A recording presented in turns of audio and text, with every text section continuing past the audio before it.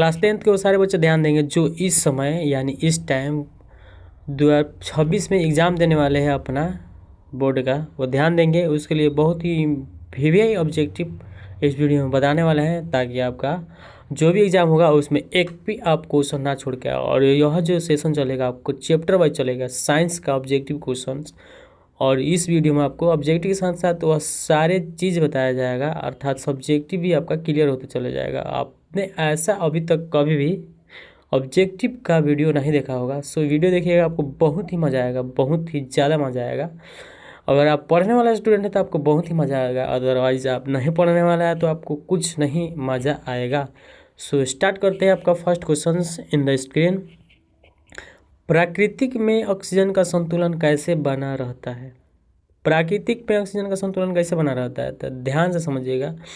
Oxygen का संतुलन बनाने के लिए एक ही जो चीज़ है वह है पेड़, अर्थात पेड़ पौधा जो भी है वही ऑक्सीजन का संतुलन अर्थात बना के रखते हैं, क्योंकि वह क्या करते हैं, दिन में प्रकाश संश्लेषण प्रक्रिया करते हैं, जिससे उनको ऊर्जा प्राप्त होता है और उस ऊर्जा से अपना जो भी क्रियाकलाप है करते हैं। और साथ ही साथ केवल दिन में ही वो CO2 का यूज करते हैं प्रकाश संश्लेषण प्रक्रिया के लिए। और जैसे ही नाइट हो जाता है तो वो नाइट में या डे में श्वसन करने के लिए यानी सांस लेने के लिए ऑक्सीजन का ही उपयोग करते हैं, अदरवाइज वह केवल अपना प्रकाश संश्लेषण के प्रक्रिया करने के लिए ही O2 का इस्तेमाल करते हैं। तो इस क्वेश्चन में हम लोग को ऑक्सीजन का संतुलन बनाए रखने के लिए क्या इसमें है जिम्मेदार, तो आपका राइट आंसर इसमें क्या हो जाएगा, ऑप्शन नंबर बी, प्रकाश संश्लेषण की प्रक्रिया। यानी प्रकाश संश्लेषण की प्रक्रिया अगर होगा तो हम लोग का संतुलन बना रहेगा, कच्चे का संतुलन ऑक्सीजन का। चलिए नेक्स्ट क्वेश्चन पे ध्यान देते हैं। क्वेश्चन नंबर आपका 2, समीकरण CaCO3 ऊष्मा और CaO बना प्लस CO2 बना किस प्रकार की अभिक्रिया है, यह पूछा जा रहा है। यह जो अभिक्रिया है ना बाबू, देखिए ध्यान से देखिए, यहाँ पे बड़ा सा एक तत्व है और बड़ा सा तत्व को दो मतलब छोटे छोटे तत्व में तोड़ा गया है। तो ऐसा अभिक्रिया इसको क्या कहते हैं, यानी बड़ा तत्व और छोटे छोटे तत्व में टूटता है, दो छोटे छोटे दो या दो से अधिक तत्व में टूटता है, तो उसको अपघटन अभिक्रिया, शॉर्ट फॉर्म में याद करने के तरीका अपने से घटन, जो हम लोग को भाषा में नहीं होता है अपने से घट गया, उसी प्रकार से अपघटन अभिक्रिया। तो इसमें आपको अपघटन अभिक्रिया तो ऑप्शन में दिख नहीं रहा है, नहीं दिख रहा है, कोई बात नहीं। अपघटन अभिक्रिया के कौन नाम होता है जिसे वियोजन अभिक्रिया कहते हैं, तो ये आपको वियोजन अभिक्रिया यहाँ पर दिख रहा है ना, option number A is the आपका वियोजन अभिक्रिया दिया है, तो ऑप्शन ए हो जाएगा। ठीक है, तो ए पे आप टिक मार लीजिएगा। ठीक है, आगे ऑप्शन ए सही होगा। नीचे दिए गए अभिक्रिया में कौन सा कथन सही है, ऑक्सीजन Cu है प्लस O2 जुड़ा है, फिर O2 फिर यानी ऑक्सीजन का यहाँ पे कच्ची हो रहा है, ऑक्सीजन का संयोग हो रहा है। ठीक है, ऑक्सीजन का संयोग और हाइड्रोजन का वियोग होता है, तो क्या होता है, ऑक्सीजन का संयोग होता है और हाइड्रोजन का वियोग होता है। तो ऑक्सीजन जब जुड़ता है तो उसे ऑक्सीकरण अभिक्रिया कहते हैं, ऑक्सीजन का जुड़ना ऑक्सीकरण अभिक्रिया कहते हैं। जो ऑक्सीजन जुटेगा अर्थात यहाँ पे थोड़ा समझ लीजिए, O2 अगर प्लस हो रहा है, ठीक है, O2 प्लस और H माइनस हो रहा है तो उसे हम लोग ऑक्सीकरण अभिक्रिया कहते हैं, यानी अ वाला। ठीक है, वहीं आपका H प्लस हो जाएगा, यानी हाइड्रोजन का योग होगा और ऑक्सीजन का वियोग होगा, माने ऑक्सीजन घटेगा और हाइड्रोजन जुटेगा, तो वह कौन सा अभिक्रिया, तो यहाँ पे देखिए एक और है O यानी अवकरण अभिक्रिया, वाला होगा। ठीक है, तो शॉर्ट फॉर्म समझने का तरीका यहाँ पे देखो, ऑक्सीजन अगर प्लस होगा तो क वाला होगा, अगर ऑक्सीजन माइनस होगा, ठीक है, तो तो यहाँ पे आपका सब्जेक्टिव भी क्लियर होगा कि तो सब्जेक्टिव कैसे क्लियर होगा कि आपका ऑक्सीजन का योग और हाइड्रोजन का वियोग ऑक्सीकरण अभिक्रिया कहलाता है, और हाइड्रोजन का योग और ऑक्सीजन का वियोग क्या होता है, अवकरण अभिक्रिया होता है। ठीक है, तो यहाँ का आपका ऑप्शन क्या हो जाएगा, ऑक्सीजन जुट रहा है तो ऑप्शन ए हो जाएगा आपका राइट आंसर। ठीक है, यानी कॉपर का ऑक्सीकरण हो रहा है। ठीक है, इसी प्रकार से आप सही कर लीजिएगा अपना सब चीज़। सो आगे बढ़ते हैं अगला वाला क्वेश्चन पे। देखिए यहाँ पे ध्यान से, थोड़ा दिक्कत होगा बिकॉज एक ही फ़ोन में सब हो रहा है, एक ही फ़ोन से किया जा रहा है। यहाँ पे देखिए क्वेश्चन नंबर 4 थोड़ा इजी है, पूछ रहा है निम्न से कौन अवकारक है, तो अवकारक के लिए आपको ध्यान से फटाक से मार दीजिएगा H2S, यही एक का आंसर राइट है।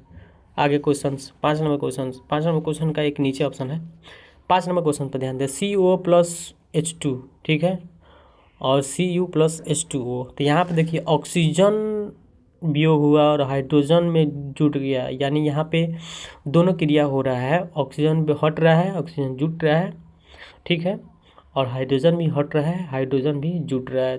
तो देखिए जब दोनों अभिक्रिया होता है एक ही साथ साथ दिखाई देता है तो उससे हम लोग रेडॉक्स अभिक्रिया के नाम से जानते हैं। तो यहाँ पे रेडॉक्स अभिक्रिया आपको दिखाई दे रहा है, तो रेडॉक्स अभिक्रिया आपको राइट आंसर हो जाएगा, ठीक है।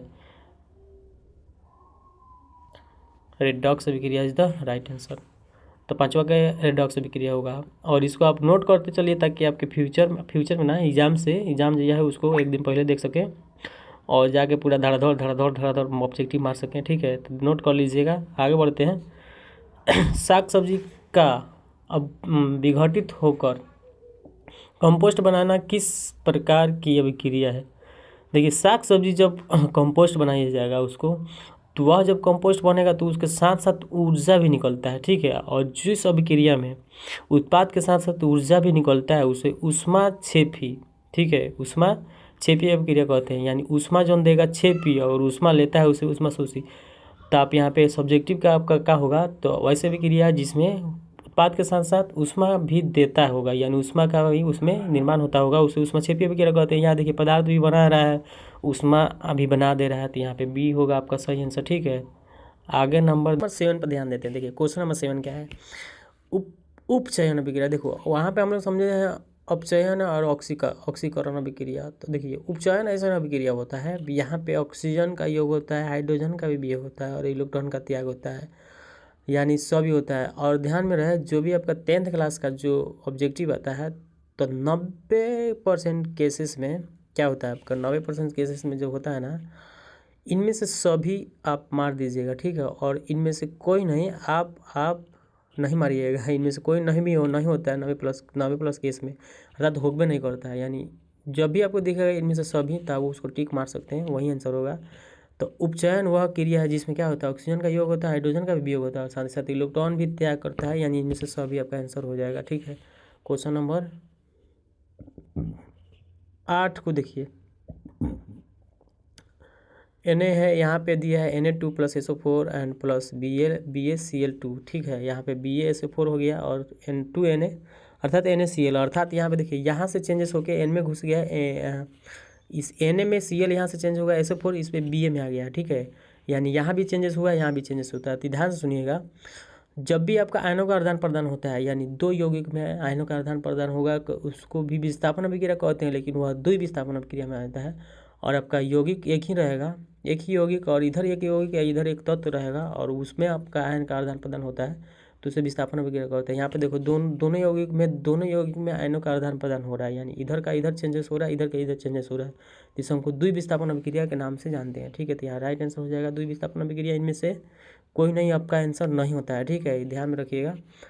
आगे बढ़ते हैं क्वेश्चन नंबर 9 में। देखिए Zn CO4SO4 हो गया, तो देखिए यहाँ पे Zn में SO4 जुड़ गया, बट CU हो गया है, वो खाली हो गया है। तो यहाँ पे देखिए हम बोले हैं ना कि विस्थापन अभिक्रिया उसे कहते हैं जो आयनों का आदान प्रदान करते हैं, ठीक है। दो यौगिक या दो तत्व अपने आयनों के आदान प्रदान करके नए यौगिक का तत्व का निर्माण करते हैं, उसे विस्थापन अभिक्रिया करते हैं। यहाँ बट एक है, ठीक है, एक ही इधर एक तत्व है, यहाँ पे दो यौगिक अपना नहीं चेंजेस कर रहा है, तो विस्थापन यौगिक आपका विस्थापन अभिक्रिया है, लेकिन द्विविस्थापन अभिक्रिया नहीं होगा, ठीक है। तो केवल विस्थापन अभिक्रिया इसको मारिएगा, option number B is the right answer.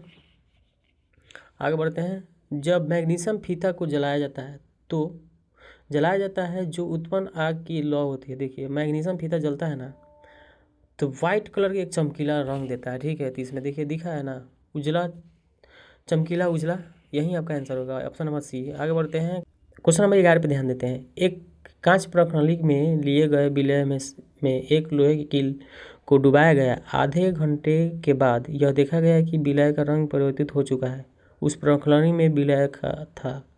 देखिए ऐसा जो भी होता है ना, मतलब किसी का गुण अपने अंदर ले लेना, किसी कलर को हटा देना, आई थिंक वो मेरे हिसाब से CuSO4 होता है। तो इसका आंसर आई थिंक नहीं 100% CuSO4 ही होगा, तो आपका राइट आंसर हो जाएगा, ठीक है। आगे ये रासायनिक अभिक्रिया के दौरान जिस पदार्थ में ऑक्सीजन का ह्रास होता है कहलाता है, जिस पदार्थ में ऑक्सीजन का ह्रास, यानी ऑक्सीजन हटा और ऑक्सीजन जुड़ेगा, तो ऑक्सीजन सॉरी क्या हो रहा है, ऑक्सीजन का ह्रास हो रहा है, यानी हाइड्रोजन जुटेगा। तो हाइड्रोजन जब जुटता है और ऑक्सीजन हटता है तो उसे अपचयन अभिक्रिया, अपचयन, उपचयन नहीं, ठीक है, उपचयन नहीं मारिएगा, अपचयन होगा इसमें। तो राइट आंसर बी होगा, ठीक है। आगे बढ़ते हैं क्वेश्चन नंबर 13। रासायनिक अभिक्रिया में भाग लेने वाले पदार्थ को क्या कहा जाता है? जो पदार्थ रासायनिक अभिक्रिया में भाग लेता है उसे अभिकारक कहते हैं। अब भाग लेने के दौरान जो पदार्थ का निर्माण होता है उस पदार्थ को उत्पाद कहते हैं। तो यहाँ पे अभिकारक होगा, ठीक है, राइट आंसर। Question number 14। समीकरण एडना एडना को क्या कहते हैं? देखिए अब यहाँ पे आप सोचिएगा ऑक्सीजन जुट रहा है, हट रहा है, तो ऐसा नहीं है। और आपका ऑप्शन भी चेंजेस है, तो ऐसा नहीं। यहाँ पे देखिए एक तत्व यानी दो तत्व या दो यौगिक मिलकर एक नए यौगिक का निर्माण करता है। जो यौगिक हमेशा अलग रहेगा, दोनों ही देखिए दोनों अलग अलग बन गया, यानी इधर और कुछ और था, बना कुछ और। यहाँ पे हाइड्रोजन गैसे है और ऑक्सीजन आपका गैसे है, दोनों मिल गया, जल बन गया। क्या बन गया? तरल पदार्थ बन गया, नया गुण बन गया, नया चीज़ बन गया। तो देखिए दो यौगिक या दो तत्व मिलके, दो या दो से अधिक तत्व मिलके एक नया तत्व, एक ही तत्व बनेगा। इधर इस साइड वाला एक बनता है, उसे संयोजन अभिक्रिया के नाम से जानते हैं। तो यहाँ पे संयोजन अभिक्रिया होगा, ठीक है। आगे बढ़ते हैं। रासायनिक अभिक्रिया के दौरान किसी पदार्थ में ऑक्सीजन का योग कहलाता है। ऑक्सीजन जुट रहा है यानी हाइड्रोजन हटेगा, तो ऑक्सीजन जुटेगा और हाइड्रोजन हटता है, तो अपचयन होता है कि उपचयन होता है? क्या होता है बोलिए, आप ही बताइए, क्या होगा? उपचयन होगा कि अपचयन होगा? तो देखिए उपचयन अभिक्रिया कैसन अभिक्रिया है जिसमें क्या होता है, ऑक्सीजन का योग होता है, ठीक है। उपचयन अभिक्रिया एक पहले ही आपको बताया है, वहाँ पे ऑक्सीजन का योग, हाइड्रोजन का वियोग और प्लस इलेक्ट्रॉन का त्याग भी होता है। तो यहाँ पे हम लोग का ऑप्शन क्या हो जाएगा? B is the right answer, ठीक है। आगे बढ़ते हैं क्वेश्चन नंबर 16 में। 16 का ऑप्शन और नीचे है, पूरे क्वेश्चन पढ़ लेते हैं। निम्न में से कौन ऑक्सीकरण क्रिया नहीं है? ऑक्सीकरण क्रिया नहीं है। दहन, श्वसन, भोजन का पाचन और क्षेपण, ठीक है। दहन, श्वसन, भोजन का पाचन और क्षेपण। तो यहाँ पे दहन अभिक्रिया कौन सा नहीं है, सॉरी ऑक्सीकरण अभिक्रिया कौन सा नहीं है? तो आपका आंसर हो जाएगा अवक्षेपण इज द राइट आंसर, यानी डी। 17। निम्न में से कौन सा विस्थापन अभिक्रिया? तो विस्थापन अभिक्रिया आपका यहाँ पे देखिए option number C is the right answer होगा, ठीक है। बढ़ते हैं आगे। सिल्वर क्लोराइड का रंग होता है, सिल्वर क्लोराइड का रंग कैसा होता है? तो उजला यानी श्वेत कलर का होता है, ठीक है। तो option number D is the right answer. यहाँ पे देखिए 19 नंबर क्वेश्चन पर ध्यान देते हैं। अभिक्रिया CaO प्लस H2O मिल के CaOH2 किस प्रकार की अभिक्रिया है? यानी दो तत्व, दो यौगिक और एक नया यौगिक बना है। दो तत्व या दो यौगिक मिलके नए पदार्थ का निर्माण करते हैं, उसे क्या कहते हैं? संयोजन अभिक्रिया कहते हैं। दो से अधिक भी रहता है तो भी हो जाता है, ठीक है। सिल्वर आयोडाइड का रंग कैसा होता है? सिल्वर आयोडाइड का रंग पीला होता है आई थिंक। तो सिल्वर आयोडाइड का रंग आपका क्या होता है? पीला कलर के। तो पीला ऑप्शन मार दीजिएगा, option number B is the right answer. निम्नलिखित में कौन सा युग में एकल विस्थापन अभिक्रिया? तो यहाँ पे ऑप्शन नंबर आपका बी हो जाएगा, एकल विस्थापन अभिक्रिया। आगे बढ़िए क्वेश्चन नंबर 22। जल के एक अणु में हाइड्रोजन एवं ऑक्सीजन के परमाणु की संख्या का अनुपात, हाइड्रोजन क्या होता है? H2O, हाइड्रोजन 2 ऑक्सीजन 1, हाइड्रोजन 2 अनुपात 1, ऑप्शन नंबर बी, ठीक है। Option number B is right answer. आगे बढ़िए। श्वसन की किस प्रकार की क्रिया है? अपचयन, संयोजन, उपचयन is the right answer. C number होगा आपका सही आंसर, ठीक है। C is the right answer. Question number 24। अभिक्रिया जिसमें आयनों का आदान प्रदान होता है उसे क्या कहते हैं? तो द्विविस्थापन अभिक्रिया कहते हैं, आयनों का आदान प्रदान होता है, तो ठीक है। 25। एथिल अल्कोहल का व्यापारिक उत्पाद किस रासायनिक क्रिया द्वारा किया जाता है? एथिल अल्कोहल का, तो आपका आंसर हो जाएगा आपका कीनोन, ठीक है। C number, option number C is the right answer, ketone. 26। निम्नलिखित अभिक्रिया में कौन सा अपघटन की अभिक्रिया का एक उदाहरण है?